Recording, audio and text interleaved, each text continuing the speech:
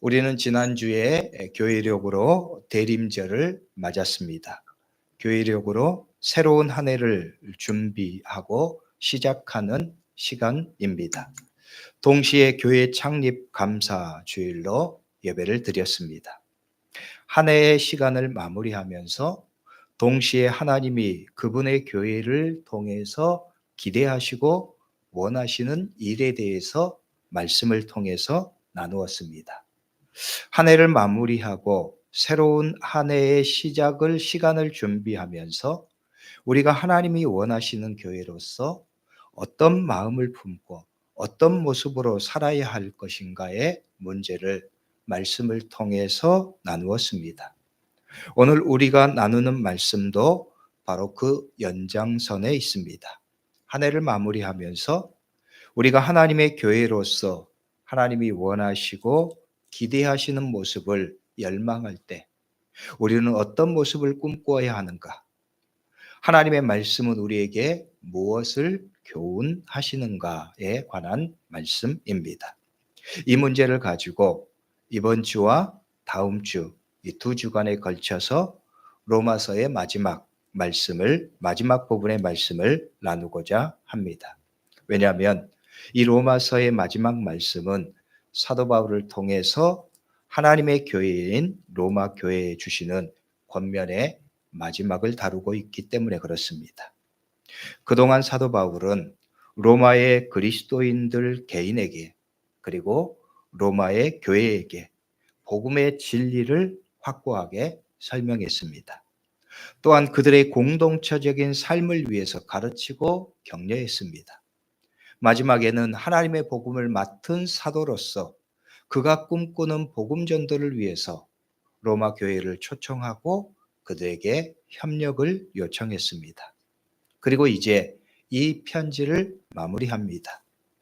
이 말씀에서 우리는 바울이 언급하는 많은 복음의 동역자들을 봅니다.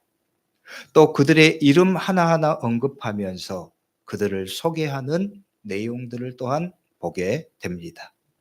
먼저 이 편지의 마지막에 언급된 이름들을 보면서 그리고 그들을 소개하는 믿음의 말씀들을 보면서 우리 또한 거룩한 상상을 우리는 할 수 있어야 하겠습니다. 그냥 막연한 상상이 아닙니다.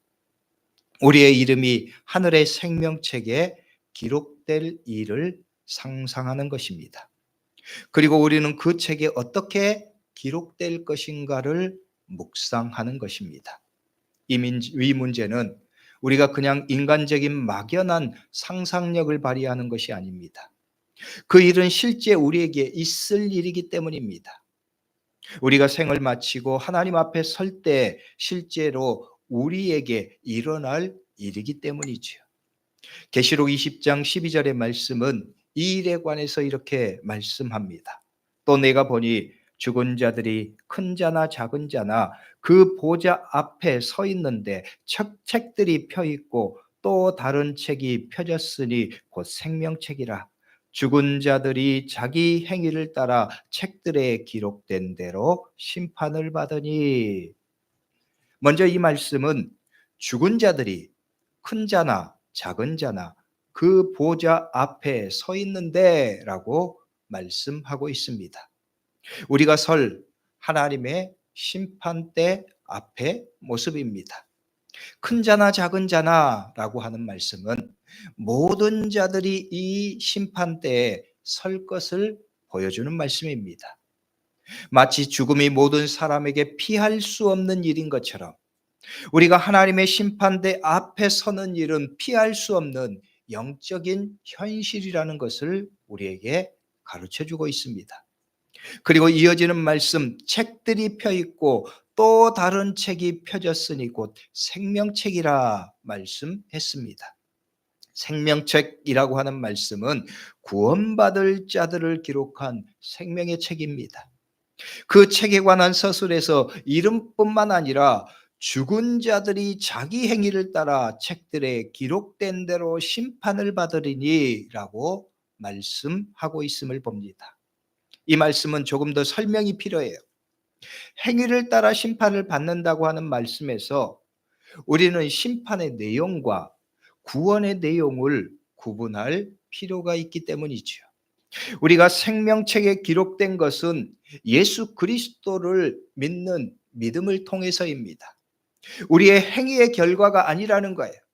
우리의 구원은 믿음을 통한 구원이기 때문이죠. 그러나 하나님은 우리가 예수 그리스도의 보혈을 통해서 구원을 얻었다고 우리가 그냥 막 살아도 된다고 말씀하지 않습니다. 왜냐하면 하나님이 우리를 구원하신 것은 기대함이 있기 때문입니다. 우리의 삶이 하나님의 구원의 은혜에 합당하게 응답하면서 그 은혜에 부끄럽지 않은 삶을 기대하시기 때문입니다. 우리를 부르셔서 그분의 거룩한 친백성을 삼으시기를 바라시고 또 우리를 통해서 하나님의 나라를 이루시기를 바라시기 때문이라는 거예요. 예수님은 그것을 착하고 충성된 종과 게으르고 악한 종의 비유를 통해서 가르쳐 주셨습니다. 주인이 다시 오실 때 그 행위가 낱낱이 드러나는 것처럼 우리의 삶 또한 그러하다는 거예요. 믿지 않는 자들과 게으르고 악한 종은 그 낱낱이 기록된 일들을 통해서 책망과 심판을 받을 것입니다. 그러나 믿는 자들과 착하고 충성된 종은 그 낱낱이 기록된 일들을 통해서 칭찬과 상급을 받을 것입니다. 그래서 또 하나 하나님의 말씀에서 주목해야 되는 것이 믿는 자들, 생명책에 기록된 자들에게 주어지는 하늘의 상급입니다. 우리는 믿음을 통해서 구원을 받을 뿐만 아니라 하나님께서 우리가 행한 믿음의 일과 충성된 삶에 대해서 하늘의 상급을 주신다고 말씀하고 있기 때문입니다. 요한계시록의 마지막 장의 말씀은 이렇게 말씀해요. 보라, 내가 속히 오리니 내가 줄 상이 내게 있어 각 사람에게 그가 행한 대로 갚아주리라 말씀합니다. 보라, 내가 속히 올 것이다. 내가 너희에게 상을 줄 것이다. 각 사람에게 그가 행한 대로 갚아주리라 말씀하십니다. 우리가 행한 믿음의 충성과 헌신을 기록하고 그 상급을 약속하시는 하나님의 말씀입니다. 그러므로 우리는 주님 앞에서 우리의 모습을 따라 낱낱이 기록된 생명책에 나의 삶이 어떻게 기록될지 우리는 중요하게 생각해 보아야 합니다. 사람들은 자기 묘비에 기록된 말을 통해서 그 사람을 평가하기도 합니다. 죽은 후에 그 사람을 기억하는 사람들이 그 사람에 대해서 어떻게 기억하는지, 그의 삶을 어떻게 평가하는지 드러내는 것이 그 사람의 묘비에 기록된 삶의 평가라는 거예요. 그런데 이것은 인위적으로 사람들이 만들어낸 평가이고 기록입니다. 우리는 우리의 묘비에 기록될 평가보다 더욱더 중요하고 절실하게 하늘의 생명책에 기록될 우리의 모습을 우리는 깊이 생각해야 하는 거예요. 당연히 좋은 평가여야 합니다. 당연히 하나님께서 기뻐하시고 착하고 충성된 종아 말씀하실 수 있는 평가여야 합니다. 성도 여러분, 여러분의 삶에 대한 평가가 오늘 말씀에 기록된 믿음의 사람들의 모습처럼 아름답고 칭찬받을 만한 모습이 될 수 있기를 주의 이름으로 축복합니다. 우리는 늘 그 일을 열망해야 합니다. 그러기 위해서 우리의 삶을 늘 점검해야 합니다. 오늘 말씀이 우리에게 주는 첫 번째 영적인 교훈입니다. 그런 믿음의 열망을 가지고 오늘 말씀을 구체적으로 봅니다. 1절의 말씀은 이렇게 말씀해요. 내가 겐그리아 교회의 일꾼으로 있는 우리 자매 베베를 너희에게 추천하노니, 베베를 너희에게 추천한다 말씀합니다. 베베를 너희에게 추천한다. 이 추천이라고 하는 말은 그 사람을 평가할 때 중요한 의미를 갖습니다. 다른 사람이 자신을 어떻게 보는가를 보여주기 때문입니다. 사도 바울은 베베를 로마 교회에 자신 있게 추천합니다. 그는 참된 겐그리아 교회의 믿음의 일꾼이다. 그를 잘 영접하라 간절하게 부탁합니다. 이는 베베의 삶과 믿음에 대한 평가이기도 합니다. 어떤 사람을 추천하거나 소개할 때 어떤 사람은 정말 기쁘게 추천하는 사람이 있습니다. 반면에 어떤 사람은 사실 마음에 망설여지는 사람들도 있습니다. 그 사람에 대한 확신이 없으면 기쁘게 자신 있게 추천할 수 없는 거예요. 그런데 바울은 베베를 로마 교회에 자신 있게 추천합니다. 이는 베베가 바울과 하나님의 교회에 어떤 사람으로 평가되는지를 보여주는 거예요. 언제든지 자신 있게 추천할 수 있는 사람이라는 뜻입니다.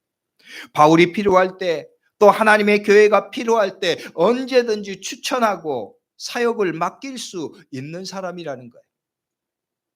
이 점을 우리는 깊이 새기고 묵상해야 합니다. 왜냐하면 베베의 이러한 모습은 오늘 우리에게 중요한 믿음의 도전이고 모범이 되기 때문입니다. 우리가 그러한가를 생각해야 하는 거예요. 우리는 하나님의 교회에 어떻게 추천될 사람인지, 아니 정말 기쁘게 추천될 수 있는 사람인지 우리 자신의 삶과 믿음을 점검해 보아야 하기 때문이에요.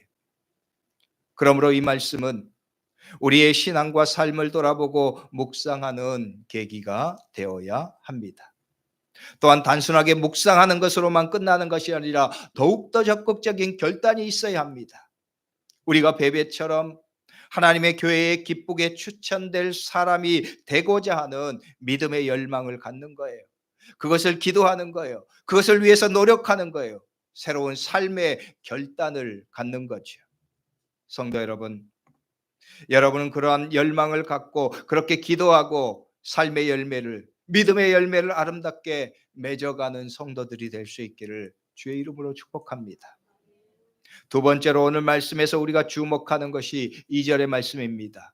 너희는 주 안에서 성도들의 합당한 예절로 그를 영접하고 무엇이든지 그에게 소용되는 바를 도와줄지니. 베베를 추천하면서 로마 교회에 당부하는 말입니다. 여기서 성도들의 합당한 예절로 그를 영접하고 라고 말씀합니다. 성도들의 합당한 예절로 그를 영접하라. 마음에 와닿는 말씀이에요. 성도들의 합당한 예절, 성도로서 마땅히 지켜야 할 예절입니다. 좋은 관계의 시작은 합당한 예절로부터 시작됩니다. 합당한 예절은 무례하지 않는 것입니다. 지킬 것을 마땅히 지키는 것입니다.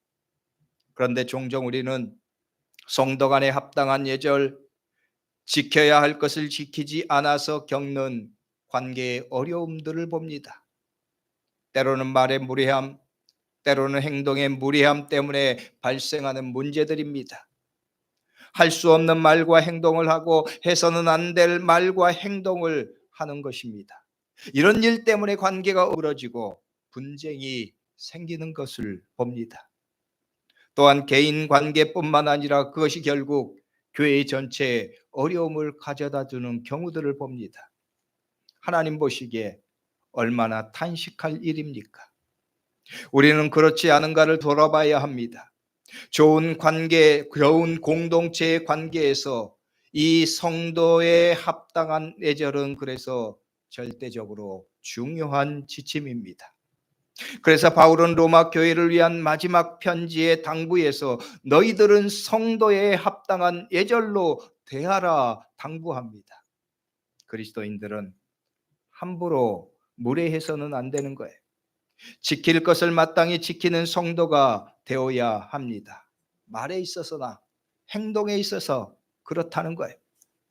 목회하면서 마음이 힘들 그때가 이런 경우입니다. 교인들이 말과 행동에 함부로 할 때입니다. 어떤 사람은 자신의 감정을 말로 행동으로 나타내면서 함부로 나타내면서 나는 뒤끝이 없다 말하기도 합니다. 그러나 그리스도인들은 그렇게 행동해서는 안 됩니다. 이미 뱉은 말은 돌이킬 수 없기 때문입니다. 그러면서 정작 본인은 쉽게 잊어버린다면 무책임한 행동이 아닐 수 없어요. 그리스도인들은 그래서는 안 된다는 거예요. 우리는 말과 행동에 책임감을 가져야 한다는 말씀입니다. 그래서 말과 행동에 조심하는 거예요. 다른 사람을 배려하는 거예요. 감정대로 생각하고 말하고 행동하지 않는 것입니다. 그래서 우리에게 필요한 것이 바로 성도로서의 마땅한 행실, 마땅한 예절입니다. 여러분, 우리는 그렇게 성도들을 대하고 그렇게 다른 사람을 대하는 성숙한 그리스도인이 되어야 하겠습니다. 새 가족들에게 더욱더 그래야 합니다. 성도 여러분, 우리 교회는 성도 간의 예의가 있었으면 좋겠습니다. 다른 사람을 대하면서 합당한 예로 대하는 그런 모습이 있었으면 좋겠습니다. 이것은 저의 바람, 제 개인적인 바람만이 아닙니다. 하나님의 바람입니다. 하나님의 명령입니다. 그래서 오늘 말씀은 너희는 성도에 합당한 예절로 대하라 명령하세요. 그리고 이어지는 3절과 4절의 말씀에서 브리스가와 아굴라에 대해서 최고의 칭찬을 하십니다. 그 말씀에 특히 4절의 말씀이 가슴에 와닿습니다. 이렇게 말씀하죠. 그들은 내 목숨을 위하여 자기들의 목까지도 내어 놓았나니. 브리스가와 아굴라는 다른 성경에서 브리스길라와 아굴라로 언급된 동일한 사람입니다. 그들에 대해서 바울은 목까지도 내어 놓았다 말합니다. 이 말은 자기 목숨도 아끼지 않았다는 말입니다. 얼마나 바울을 헌신적으로 섬겼는지를 보여주는 말씀입니다. 그래서 바울뿐만 아니라 이방의 모든 교회도 그들에게 감사한다 말하는 거예요. 그들은 나를 위해서 자기의 목숨도 아끼지 않았습니다. 그래서 나뿐만 아니라 이방의 모든 교회들도 그들에게 감사하고 있습니다. 말씀하고 있어요. 여러분, 얼마나 아름다운 삶의 평가입니까? 한편으로 바울이 느꼈을 격려의 마음을 생각하게 되네요.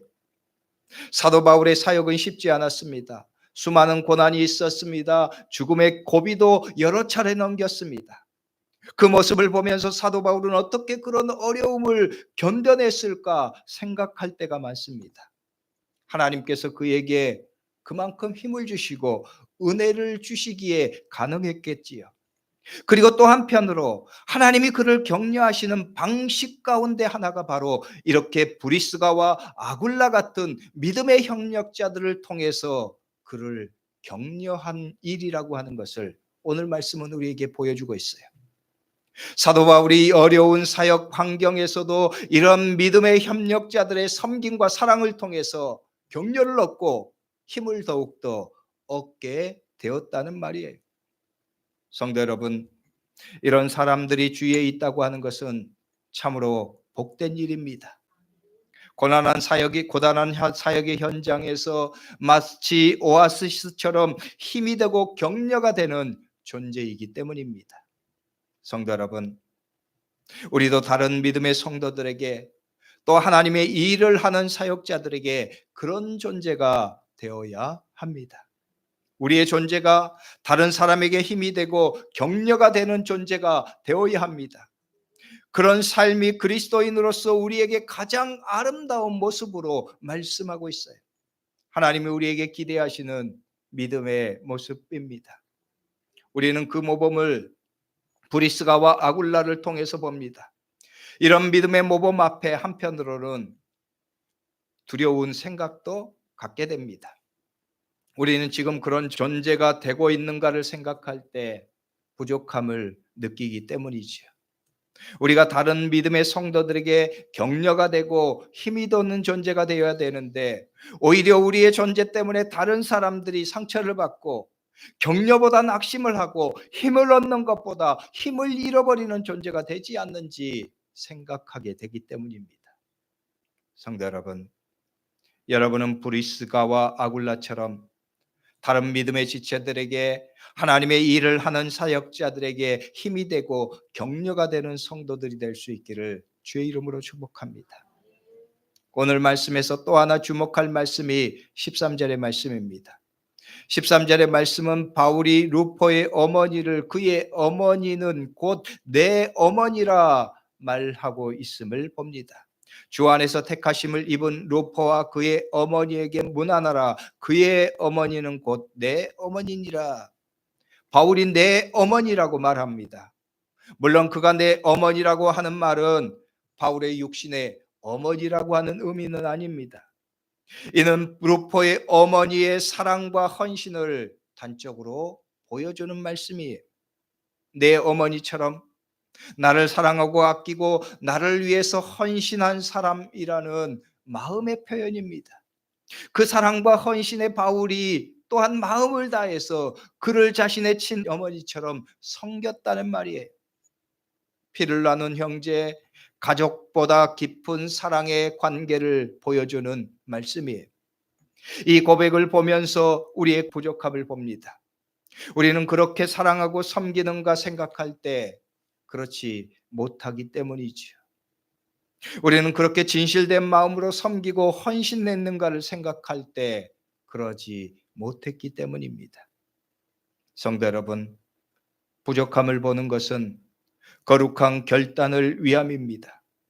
우리는 하나님의 말씀 앞에서 우리가 느끼는 부족함에 대해서 자책하고 낙심하기에 아울러서 거룩한 열망을 품고 결단해야 합니다. 하나님께서 우리에게 그것을 기대하심을 깨닫습니다. 우리도 그런 마음을 품고 살고자 말씀하십니다. 나도 그렇게 살기를 갈망합니다. 믿음으로 결단합니다. 나도 그렇게 살게 하옵소서. 거룩하게 결단하고 살게 하여 주옵소서. 마음을 품는 거예요. 여러분 모두가 그런 마음의 열망과 결단을 품을 수 있기를 주의 이름으로 축복합니다. 그 결단이 아름다운 열매의, 믿음의 열매의 시작이기 때문이에요. 우리가 보는 오늘 말씀은 그래서 거룩한 문안입니다. 사도 바울은 말합니다. 너희가 거룩하게 입맞춤으로 서로 문안하라. 그리스도의 모든 교회가 다 너희에게 문안하느니라. 너희가 거룩하게 입맞춤으로 문안하라 말씀합니다. 입맞춤은 당시 인사의 방법입니다. 우리가 목례를 하고 악수를 하는 것과 같은 일입니다. 그런데 사도 바울은 단순한 인사가 아니라 거룩한 인사를 명령합니다. 거룩함으로 문안하라 말씀하는 거예요. 거룩함으로 문안하라는 것은 첫째로 거룩한 존재로 문안하는 것입니다. 내가 다른 사람에게 거룩한 존재로서 문안하는 것, 인사하는 것입니다. 내가 그런 존재로 사는 것입니다.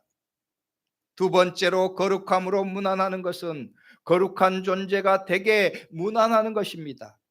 다른 사람에게 내 자신이 그런 존재가 되기 위한 선한 동기가 되는 것입니다.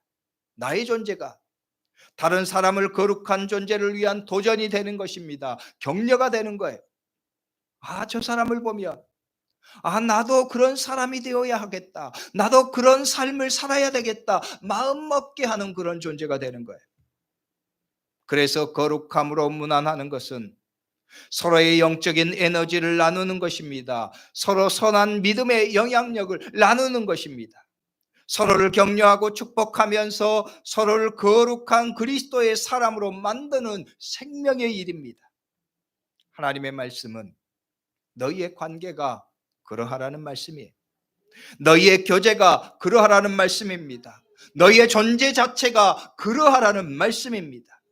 그러므로 성도 여러분, 오늘 저와 여러분들도 그런 믿음의 삶을 갈망하고 우리 또한 그 말씀에 순종해서 살 수 있기를 주의 이름으로 축복합니다. 우리의 삶이 서로가 거룩한 존재로 문안하는 존재, 서로에게 그런 영적인 동기가 되고 아름답고 선한 믿음의 영향력을 끼치고 함께 그리스도 안에서 거룩한 하나님의 교회가 되는 거예요.